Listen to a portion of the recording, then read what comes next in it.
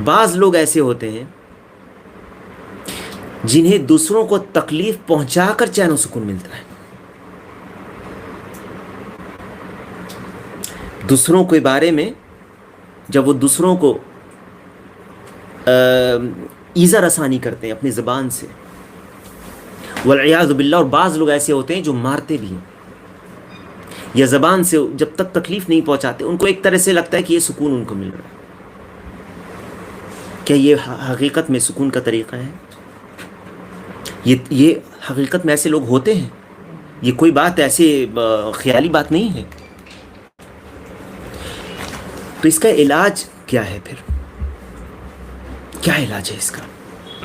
یہ کیوں ایسے لوگ کرتے ہیں؟ اس لیے کیونکہ وہ جیسے سمجھتے ہیں کہ اس سے مجھے چین مل رہا ہے، اور یہ حقیقت میں یہ اس کی دوا نہیں ہوتی، یہ زہر ہے.